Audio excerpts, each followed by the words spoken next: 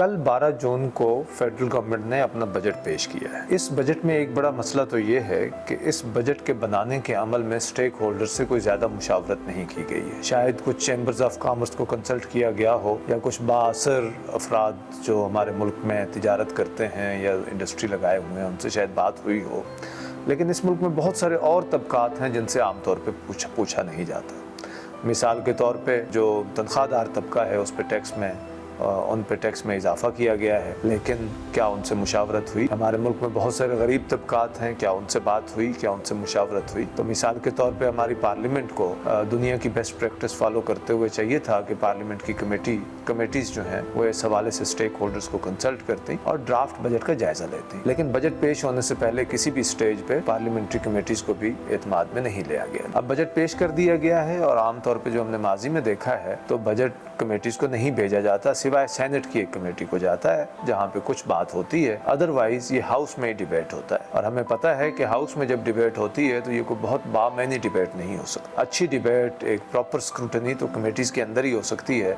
होना तो ये चाहिए कि हेल्थ का बजट हेल्थ की कमेटी को भेजा जाए, तालीम का बजट तालीम की कमेटी को भेजा जाए, इसी तरह से जो रेलवे का बजट है वो रेलवे की कमेटी को जाए, डिफेंस का बजट डिफेंस की कमेटी को जाए और वहाँ पर लाइन बाई लाइन जायज़ा लिया जाए और फिर कमेटीज़ अपनी सिफारिशात मुरतब करें और फिर ये बजट हाउस में पेश किया जाए। हमारे यहाँ आम तौर पे ऐसा नहीं होता, लिहाजा इफ़ेक्टिवली हमारी ब्यूरोक्रेसी ही बजट बनाती है। पार्लियामेंट के सामने जब बजट आता है तो वहाँ पे उसमें मुख्तसर सी गुफ्तगू होती है, 15-20 दिनों में बजट पास कर दिया जाता है। अब देखिए 12 तारीख को बजट पेश किया गया है, अभी 2 दिन छुट्टी होगी, फिर बजट पे बहस होगी और 14-15 तारीख से वो शुरू होगी और 30 से पहले हमें इसको पास करना है। तो इफ़ेक्टिवली इस पर कुछ 14-15 दिन बहस होगी और फिर इसका बाकी प्रोसेस होगा। हमारे पड़ोस में ही इंडिया में इस पर कुछ 40-50 दिन लगाती है पार्लियामेंट। वहाँ पे कमेटीज़ को भेजा जाता है और कमेटीज़ की रिपोर्ट्स आती हैं और फिर उसके बाद हाउस में बहस होती है और फिर बजट पास किया जाता है। यूरोप के कई मुल्कों में 90 दिन पहले बजट पेश किया जाता है पार्लियामेंट के अंदर और फिर वहाँ पे तफसीली बहस मुबाहसे के बाद प्रॉपर स्क्रूटनी के बाद बजट को पास किया जाता है। तो ये तो हो गई प्रोसेस की बात। अब जब हम बजट के खद्दोखाल का जायज़ा लेते हैं, ये कल बताया गया कि इस बजट का टोटल हजम जो है वो कोई तकरीबन 19 ट्रिलियन रुपए है और जिसमें जो हमें रेवेन्यूज़ इकट्ठे होने हैं वो तकरीबन 13 ट्रिलियन है। इसका मतलब है कि कोई तकरीबन 6 ट्रिलियन का डेफिसिट होगा। तो अब पिछले कई सालों से डेफिसिट जो है वो रन किए जा रहे हैं। हर साल हमारी कोशिश होती है कि हम रेवेन्यू ज़्यादा इकट्ठा करें, लेकिन हम कर नहीं पाते और हमारे अखराजात साथ में बढ़ते चले जाते हैं और अखराजात को पूरा करने के लिए हम उधार लेते हैं। तो इस साल अगर हम देखें तो जो हमारा डेट सर्विसिंग की कास्ट है वो सबसे ज़्यादा है। तो हमने कोई 13 ट्रिलियन रुपीज़ के करीब तो हमने रेवेन्यू इकट्ठा करना है, लेकिन उसमें सिर्फ जो हमने पेमेंट करनी है अपने लोन्स की उस पर कोई तकरीबन 9,775 अरब रुपए चले जाने हैं। तो ये सबसे बड़ा एक्सपेंडिचर जो हमारा है फेडरल गवर्नमेंट का वो इस वक्त लोन्स है।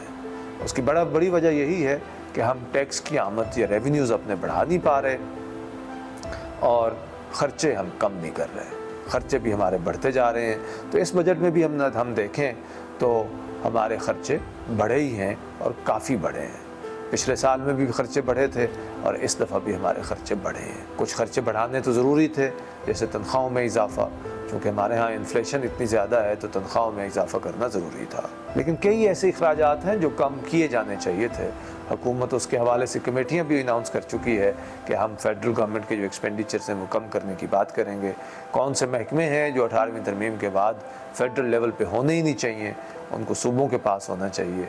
इसी तरह से कई ऐसे प्रोग्राम्स हैं जो सूबों को चलाने चाहिए, लेकिन हम उस हवाले से कोई प्रॉपर मनसूबाबंदी नहीं कर पाए। तो इसलिए अभी भी उस हद तक हमें ऐलानात ही नज़र आए हैं, हम कोई बहुत एक फिजिबल कोई ऑप्शंस जो है हमारे सामने पेश नहीं किए गए कि हम कैसे ये करेंगे। तो एक तो ये बात हो गई कि हम ख़र्चे कम करना मुश्किल लग रहा है। जो टैक्स लगाए गए हैं उसमें जो सैलरीड पर्सनस हैं उस पर उनके कुछ स्लैब्स कम किए गए हैं और उसका इफ़ेक्ट ये आएगा कि उनके ऊपर टैक्स का बोझ मजमूई तौर पर बढ़ेगा। ये कोई सही बात नहीं है, चूँकि इनसे पहले ही बहुत ज़्यादा टैक्स लिया जा रहा है और अब हमने उन पर मज़ीद टैक्स का बोझ डाल दिया है। ये ठीक बात नहीं है। ہمارے ہاں نان فائلرز کی ایک بہت بڑی تعداد موجود ہے اور ہم پچھلے کافی عرصے سے اگرچہ کوشش ہو رہی ہے نان فائلرز پہ ہم اضافی ٹیکس بھی ڈالتے ہیں، لیکن ہم ان کو ٹیکس نیٹ میں لانے میں کامیاب نہیں ہو پائے۔ اس دفعہ بھی یہ اناؤنس کیا گیا ہے کہ ان کو زیادہ ٹیکس دینا پڑے گا، لیکن کیا وہ ایفیکٹولی ٹیکس نیٹ میں آ پائیں گے، کیا وہ ٹیکس پیئرز بنیں گے، ہمیں ابھی تک اس کا اندازہ نہیں ہے۔ امید ہے کہ یہ جو کوشش ہے وہ کامیاب ہو، لیکن کیا صرف یہ اس طرح کے اقدامات سے لوگ ٹیکس نیٹ میں آ پائیں گے یا کچھ اور کرنے کی ضرورت ہے؟ کیا حکومت کو یہ کانفیڈنس دینے کی ضرورت نہیں ہے کہ ان کی پرائرٹیز ٹھیک ہیں، وہ پیسے کا ضیاع نہیں کر رہے ہیں، اور پھر یہ کہ ان کا ٹیکسیشن کا نظام بہت فیئر اور آنیسٹ ہے، اور یہ کہ تاکہ لوگ اس کے اندر آئیں تو ان کو یہ احساس ہو کہ وہ ایک رسپانسبل سٹیزن کے طور پہ اپنی ذمہ داری ادا کر رہے ہیں، اور اس کے نتیجے میں ملک کی تعمیر و ترقی ہوگی، اور یہ نہیں ہے کہ ان کے ٹیکسوں کا پیسہ وہ کچھ لوگوں کی جیب میں چلا جائے گا۔ ہمارے ہاں بہت ساری اشیاء ضرورت کی چیزوں پہ ٹیکس میں اضافہ کیا گیا ہے، جس سے ظاہر حکومت کی آمدن میں تو اضافہ ہوگا، لیکن پہلے ہی ہمارے ملک میں بہت انفلیشن ہے، اور اس کی وجہ سے جو غریب طبقات ہیں وہ زیادہ متاثر ہوں گے۔ ہمارے ہاں فروٹس، ویجیٹیبلز، دوائیاں، دودھ، ان سب چیزوں پہ ٹیکس لگایا گیا ہے، ٹیلی فون پہ ٹیکس لگایا گیا ہے، اور اس کے نتیجے میں ظاہر افراط زر میں اضافہ ہوگا اور غریب آدمی متاثر ہوگا۔ جب ہم اخراجات کی بات کرتے ہیں تو اس میں چاہیے تو یہ تھا کہ ہمارے صحت، تعلیم، ان جیسے شعبوں کے اوپر سوشل ویلفیئر پہ زیادہ خرچہ ہوتا۔ کچھ تو اضافہ کیا گیا ہے بے نظیر انکم سپورٹ پروگرام میں، لیکن جس تیزی سے ہمارے ہاں افراط زر میں اضافہ ہوا ہے، اس تیزی سے شاید سوشل پروٹیکشن میں ہم نے انویسٹمنٹ نہیں کیا ہے۔ سبسڈیز کو کچھ کم کیا گیا ہے، کچھ سبسڈیز جو دی جا رہی ہیں جیسے پاور سیکٹر میں، اس کی ایک بڑی وجہ یہ ہے کہ حکومت جو ہے وہ کچھ علاقوں سے بجلی کے بل ریکور کرنے میں ناکام ہے، یا یہ ہے کہ وہ لوگوں کو اعتماد میں لا کے ان کو ایک برابری کی سطح پہ باقی کنزیومرز کی طرح ٹریٹ کرنے کی کوشش نہیں کر پائی ہے۔ تو بہت ساری جگہوں پہ ان کو سبسڈی دینی پڑ رہی ہے۔ سبسڈی کی صرف ایک ہی بنیاد میری نظر میں ہونی چاہیے، اور وہ یہ ہے کہ اگر کوئی غریب آدمی ہے تو اس کو تھوڑی بہت سبسڈی دی جائے، لیکن اوورآل کاسٹ آف الیکٹریسٹی کم کرنے کی ضرورت تھی۔ وہ لگتا ہے کہ شاید وہ چونکہ بجٹ میں اس کا زیادہ ذکر نہیں ہے، لیکن وہ لگتا ہے کہ بڑھ رہی ہے، اور سرکولر ڈیٹ بھی بڑھے جا رہا ہے۔ تو ہونا تو یہ چاہیے تھا کہ پاور سیکٹر کی بھی ایک مؤثر طریقے سے اصلاح کی جاتی، جس میں سبسڈیز کا بوجھ بھی کم ہوتا، اوورآل جو بجلی کے کنزیومرز ہیں ان پہ برڈن بھی کم ہوتا، اور سارے کنزیومرز کو برابری کی سطح پہ ٹریٹ کیا جائے۔ یہ نہیں ہے کہ کہیں پہ آپ زیادہ سبسڈی دے کے ریٹ کم فکس کر دیں، اور کہیں پہ کم سبسڈی دے کر یا بالکل سبسڈی نہ دے کے قیمت بڑھا دیں۔ اس طرح کی جو ڈسپیرٹیز ہیں تو اس سے وہ بھی کوئی اچھی بات نہیں ہے۔ ہمارے ہاں اس میں 16 ارب روپے کے قریب ویٹ کے اوپر سبسڈی رکھی گئی ہے۔ اب یہ پاسکو کے ذریعے سے پچھلے سال میں بھی سبسڈی دی گئی، لیکن ہمیں پتہ ہے کہ پاسکو نے جن لوگوں سے خریداری کی ہے وہ صرف امیر طبقہ ہے، وہ بڑے بڑے لوگ ہیں، وہ ایم این ایز ہیں، وہ بڑے زمیندار ہیں، یا ایسے تاجر ہیں جو بڑے پیمانے پہ کام کرتے ہیں۔